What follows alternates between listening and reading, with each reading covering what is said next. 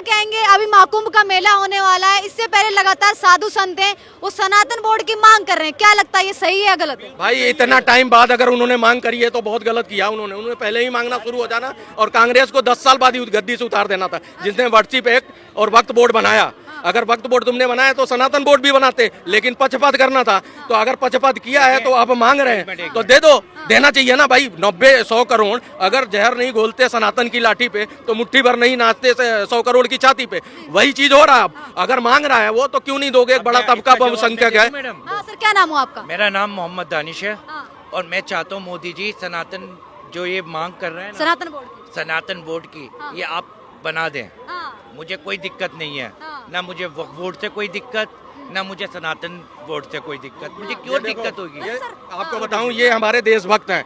क्या है, अब्दुल कलाम वाले सोच के ये लोग हैं। ये अब्दुल का उसका कसाब की सोच के नहीं है। लेकिन कसाब कौन है? कसाब है कौन? है कौन सा?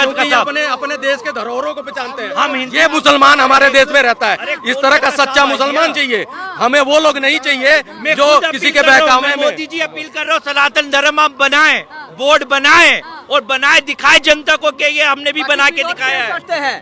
ये मुसलमान भाई पर विरोध बीजेपी क्यों करते हैं? सनातन बोर्ड बनना चाहिए। बनना चाहिए। अब ये लॉलीपॉप हमने खाना छोड़ दिया कि हिंदू मुसलमान का लॉलीपॉप खाना हमने छोड़ दिया। अब हमें ये पता है कि मोदी जी सबके साथ सबका विकास है। ये लॉलीपॉप दुश्मनी का दिखाओ नहीं हमें। सनातन बोर्ड की मांग इसलिए हो रही है महाकुंभ मेले से पहले कि कोई अलग धर्म का लोग है उसमें प्रवेश ना कर सके कोई भी। अगर ये तो अच्छी बात है। कोई सनातन धर्म का अगर हमारे हिंदू भाई चाह रहे हैं तो हम मुस्लिम को भी सपोर्ट करेंगे कि होना चाहिए। आपका भी वोट होना चाहिए। असुद्दीन ओवैसी की पार्टी के एक नेता है, उन्होंने कहा, मुझे नाम नहीं याद आ रहा है, उन्होंने कहा है कि ये कहीं न कहीं मुस्लिमों के अधिकार छीने जा रहे हैं। असुद्दीन ओवैसी कौन है? कौन है? हमारे देश के एक नेता है। नेता है तो अच्छी बात है, नेता है।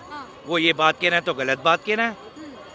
देश के प्रधानमंत्री की बात चलेगी, एक सांसद की बात चलेगी क्या? एक विधायक की बात चलेगी क्या? एक एमएलए की बात चलेगी? सत्ता पक्ष में कौन है? कौन है सत्ता पक्ष? मोदी जी। तो मोदी जी फैसले करेंगे या विपक्ष करेगा? जो मोदी जी फैसला करेंगे उसको हम फैसला मानेंगे, विपक्ष के फैसले नहीं मानेंगे। अब हम ये बताइए, वो सोच नेता होता है कि दुनिया के बात से समझाता है। तो मोदी जी प्रधानमंत्री है तो सबके बात सुनाएंगे तो नीचे वाला सुनता है ना। तो फिर जवाब जवाब होता है कि मोदी जी ऐसे जवाब बात सुना रहे हैं तो हम जवाब क्यों दे रहे हैं?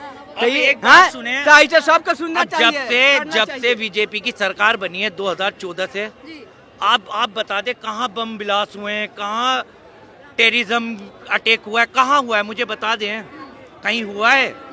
कहीं कह रहे हैं कि बांटने के काम कर रहे हैं, जैसे कि अभी सनातन बोर्ड को लेके आए उसको भी कहीं ना कहीं बोला जा रहा है कि बांटने का काम करने वाली। एक चीज बता दूं, जब ना अटल बिहारी वाजपेयी कुछ भी नहीं थे, अटल वाजपेयी जी लगाइए, जी मैं जी बोल रहा हूँ, मेरे भी सम्माननीय है। जब वो कुछ नहीं थे, विपक्ष में थे, तो वो विदेश के उस पे यूएनए में जाके भाषण दिया था और यहाँ के प्रधानमंत्री ने भेजा था। ये होता है विपक्ष। ये विपक्ष है आज की डेट में वामपंथी जो वामपंथी विचारधारा से ग्रसित है। 10-12 लोग बिठा रखे हैं जिन्होंने एक चुनाव नहीं लड़ा। राजा राम येचुरी कौन है? एक चुनाव नहीं लड़ा और वो एडवाइजर है राहुल गांधी का। तो वो एडवाइज क्या देगा जब जनता के बीच में कभी गया ही नहीं, और वो लोग लिख के देते हैं। तो राहुल गांधी जो है ना, जब तक इन वामपंथियों के जकड़ में रहेंगे, मैं बता रहा हूँ उनकी जमीन तो खो चुके हैं। आज इस हाशिए पे कांग्रेस क्यों पहुंच गई? मैं भी कांग्रेसी था, ये भी कांग्रेसी थे, सारे कांग्रेसी थे। पहले विपक्ष तो थे ही नहीं, विपक्ष नाम की चिड़िया था ही नहीं। मैं बताता हूँ, मैं जब कांग्रेस के टाइम में था ना, 15 साल की उम्र में था, जब मैं 2014 के बाद निकले ना, 2014 के बाद मैं जवान हुआ, मैं 30 साल की मेरी उम्र हो गई। मैंने तो मोदी जी का राज देखा है और मैंने इस राज में ये देखा कहीं दंगे नहीं हो रहा है, कहीं बम नहीं फुट रहा है। पहले हर जगह कभी सुन लो, कभी यहाँ बम फुट गया, कभी यहाँ लोग मर गए, कभी यहाँ ट्रेन हादसा हो गया, कोई कसाब आके गोलियां चला के चले जाता है। ये अब कहाँ गए ये लोग? ये युवा ऐसा कह रहे हैं कि महाकुंभ के मेले में क्यों प्रवेश नहीं कर सकते? गैर धार्मिक लोग हैं। देखो अभी वो मेला है, मेला कोई भी देखने जा सकता है। चलो देखो, बात सुनो, मेला नहीं है पहली बात, वो आस्था है।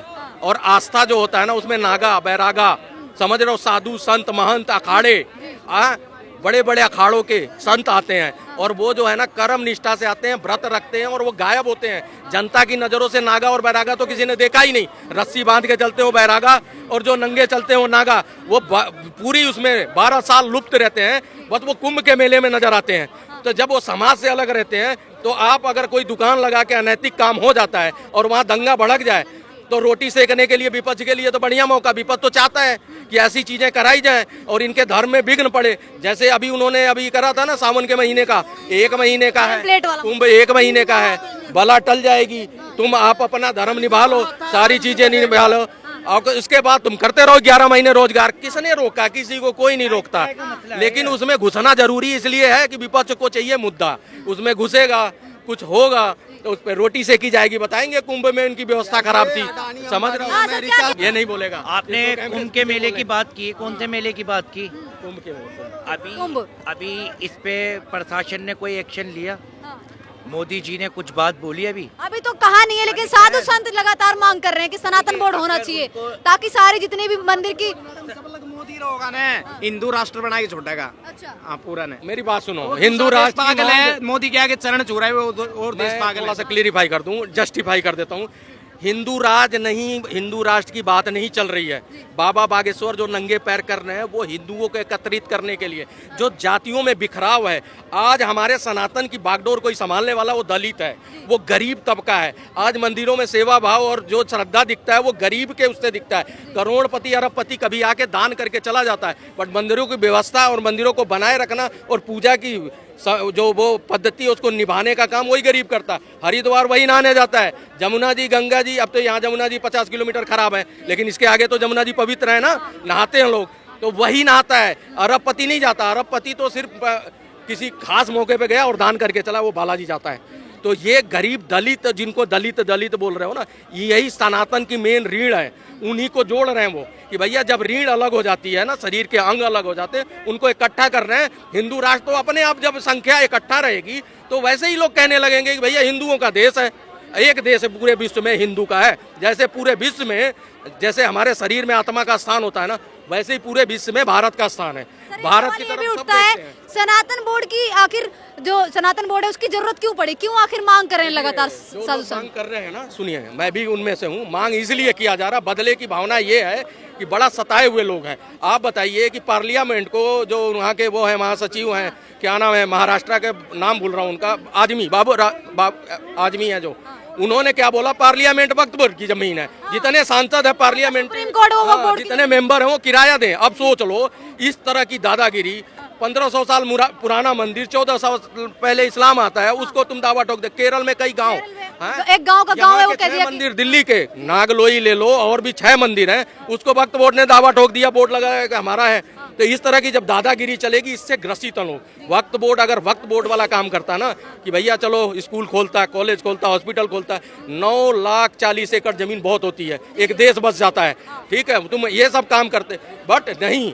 क्या हुआ, वामपंथियों को दिखा राम मंदिर 2.5 एकड़ में, जब 5 एकड़ में तुम मस्जिद के लिए, वहाँ नहीं कोई मांगा, किसी को जरूरत नहीं पड़ी। क्यों? वहाँ पे अरे नहीं, एक संप्रदाय नाराज हो जाएगा। लेकिन यहाँ सबने कोसा कि नहीं, यहाँ हिंदू डोगला भी खड़ा होकर बोल रहा था, हाँ, कि नहीं उसको बना देना चाहिए। तो वही कह रहा हूँ, उन्हीं की विचारधारा एक प्लेटफॉर्म पे करने के लिए ये कहा जा रहा है। कुछ नहीं हो रहा है, सब मुसलमान इस देश के हैं, मुसलमान यहाँ भी रहते हैं और सबसे ज्यादा दूसरे नंबर विश्व में यहीं रहते हैं, ठीक है। तो ये कुछ लोगों का कहना है, विपक्ष है उसका भी कहना है, विपक्ष में कुछ ऐसे क्या कहते हैं जो नेता है, मुल्ला मौलवी नेता है और वो धार्मिक गुरु भी है, मुस्लिम धार्मिक गुरु, उन्होंने ऐसा कहा है कि बीजेपी सरकार है वो किसी ना किसी माध्यम से लगातार मुस्लिमों को टारगेट करती है, चाहे वो वक्फ बोर्ड की मांग को लेके हो गया, फिर नेम प्लेट की मांग को लेके हो गया, फिर बटोगे तो कटोगे वाले नारे को लेके हो गया। 2 मिनट पूरा देना इस पे। आप बताओ, दलित और मुस्लिम एक हो जाए तो सबकी ईंट से ईंट बजा दें। किसने? मुलायम सिंह ने बोला था। दलित और मुसलमान साथ दें तो सारी पार्टियां बिहार से उखाड़ के फेंक दूं। किसने? लालू जी ने बोला था। बंगाल का मुस्लिम अगर साथ दे तो बांग्लादेश बना दूं, ममता दीदी ने बोला, तब सांप्रदायिक बयान था, ठीक है। उसके बाद अवैसी कहते हैं कि ये हमारी आत्मा है, मुसलमान यहाँ की, हमारी रूह में है, तो हम यहाँ पे मतलब ताउम्र मरने नहीं देंगे किसी को। ये सब सांप्रदायिक था। उसके भाई बोलता है छोटा वेसी, 15 मिनट के लिए पुलिस हटा दो तो हम औकात दिखा देंगे। ये सब सांप्रदायिक बयान सारे थे, हैं। यहाँ पे मायादेव सब विपक्षी वामपंथी बोलते रहे लगातार, हम 60 सालों से सुन रहे थे। एक बार उसने बोल दिया कि एक रहोगे नहीं करोगे, तो मैं तो किसी को भी कह सकता हूँ, चाहे वो मुस्लिम भी एक रहे तो नहीं करेगा, वो ईसाई भी एक नहीं करे। सब शिक्षा लेना है, एजुकेशन लो ना। तुम्हें तो रोटी सेकनी है, तुम्हें भड़काना एक संप्रदाय को, भड़का के तुम्हारा जो है दुकान चलनी चाहिए, इसलिए चल रहा है। इसका काट नहीं है इन पे। और सब जो है मुसलमान हो, चाहे सिख हो, चाहे ईसाई हो, भाई सिख तो हमारे भाई हैं, ईसाई भी देखो इस देश में अंग्रेजों से पहले ईसाई नहीं था, कन्वर्टेड ईसाई है सारा इस देश में। मुस्लिम नहीं था अकबर से पहले, बाबर से, वो भी कन्वर्टेड है, सारे राम के ही वंशज हैं। तो उन्होंने यही कहा कि भैया मत तुम अपनी पद्धति निभाओ, लेकिन इकट्ठे हो जाओ, एक होके एक नेता बढ़िया चुनो, देश की तरक्की करें। यही तो मैसेज दे रहे हैं बाबा बाबा से।